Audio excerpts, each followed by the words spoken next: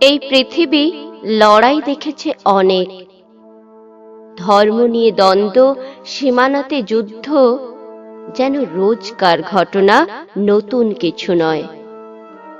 কিন্তু 52-র লড়াইটা এই পৃথিবীকে এক নতুন যুদ্ধের সঙ্গে পরিচিত করেছিল। মাতৃদুগ্ধ সমান মাতৃভাষার অধিকার চেয়ে এক স্বৈরাচারী শাসকের বিরুদ্ধে তরুণদের সে লড়াই এক নতুন ইতিহাস রচেছে সময়ের বুকে। সালটা 1947। ধর্মের দোহাই দিয়ে কেটে আলাদা করে দেওয়া হয়েছে ভারতবর্ষকে। পূর্ববঙ্গ তখন উর্দুভাষীদের পূর্ব পাকিস্তান। সরকারের নির্দেশ এলো, উর্দু শেখো। কিন্তু ভাষা তো হলো মনের ভাব প্রকাশের মাধ্যম।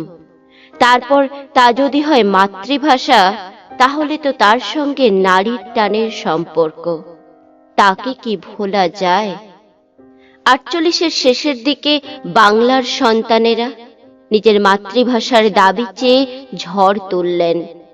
সেই ঝড় 52-র 21শে ফেব্রুয়ারিতে ঢাকা বিশ্ববিদ্যালয়ে পৌঁছল।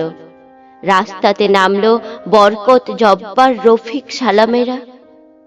যুবা রক্তের তেজ থামাতে চালাতে হলো গুলি। রক্তে ভিজল বাংলা। পৃথিবী চেয়ে দেখল মনুষ্যত্বহীন পাশবিকতার দৃশ্য। এই পৃথিবীর একটি মাত্র ভাষা, যার সন্তানেরা নিজের রক্তের বিনিময়ে তার গৌরব পুনরুদ্ধার করেছে, যাকে আঁকড়ে বাঁচার ইচ্ছা জন্ম দিয়েছে এক নতুন দেশের, যাকে চাওয়ার লড়াই বদলে দিয়েছে এই পৃথিবীর মানচিত্রকে। সে ভাষা আমার বাংলা ভাষা, পৃথিবীর শ্রেষ্ঠ ভাষা।